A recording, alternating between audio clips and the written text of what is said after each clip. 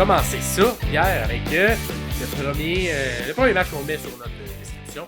Mais peut-être que ce ne sera pas le premier match de la carte. Un match par équipe à plusieurs. Ben oui, c'est Bianca Belair et Jade Cargill qui défendent leur titre dans une triple menace contre Alba Fire et Isa Down contre Shayna Baszler et Zoe Stark. Toutes des filles, à part Alba Fire et Dawn, qui eux sont une équipe qui était à NXT. C'est pas des équipes à proprement dit. Shayna Baszler et Zoe Stark, un peu le même look, se connaissent bien, chill ensemble depuis un bout, mais c'est pas des équipes à proprement dit. Même les championnes, ce ne sont pas des vraies équipes tag team.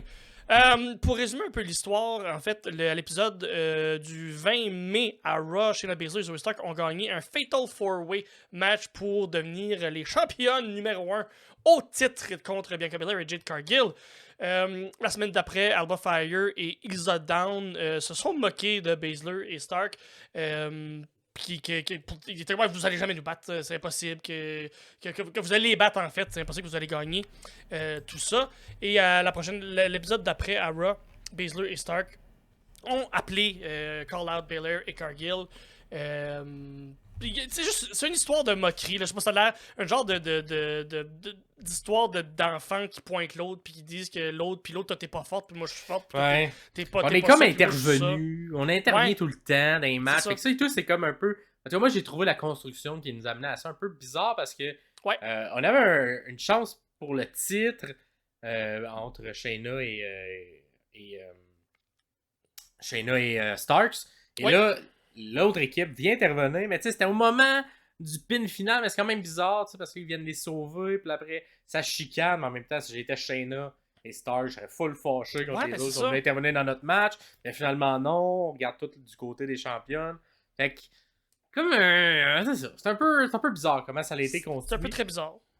J'ai l'impression qu'on a fait, ça va être ça ce match-là, comment on fait pour se rendre à ça, plus qu'on essaie de construire une bonne histoire. Un peu surpris, vu que c'est un match à plusieurs, qu'on n'ait pas réussi à intégrer, dans 60 ans, c'est pas très élaboré comme construction.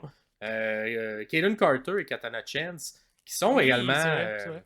ont été championnes d'ailleurs, et qui ont été le plus long règne de championne par équipe féminine à NXT. Non, mais à NXT, c'était le plus long. Excuse-moi, ok, oui, parce que le règne en haut, c'était des filles dans les clubs qui dansent, là, à un moment donné, là. Ouais, mais c'est un peu leur personnage en bas aussi, mais ça n'a pas levé, mettons. C'était un peu cheapette, ce qu'on nous présentait. Et j'ai l'impression que les filles sont peut-être un peu stressées également, là. Je les sens pas avec la même hargne que lorsqu'elles étaient en terrain connu à NXT.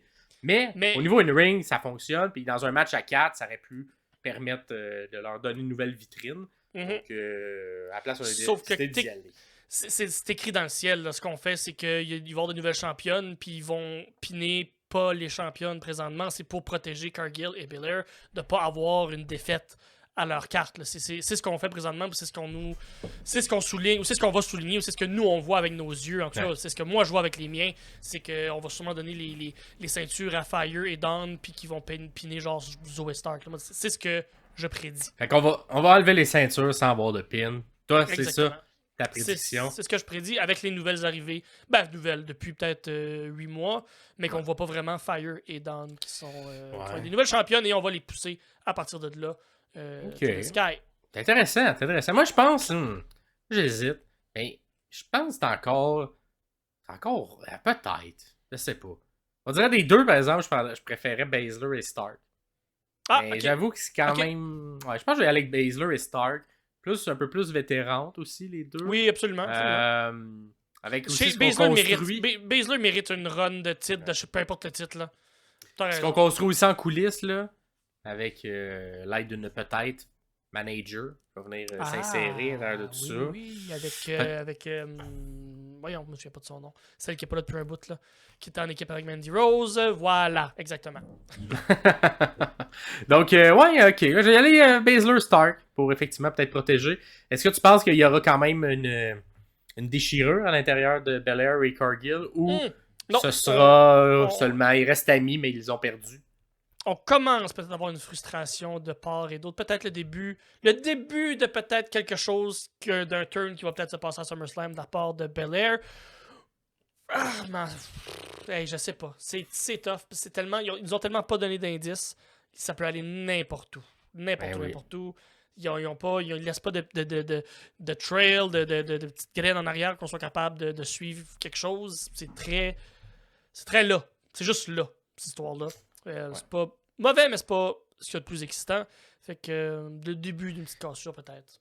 Exact. Puis là, évidemment, nous, quand on enregistre, on n'a pas vu encore les Raw. Fait que peut-être que les choses ont changé. Peut-être qu'il y a des stipulations qui changent. Des gens qui ont été ajoutés au match. Fait que ça sera mis à jour dans le questionnaire.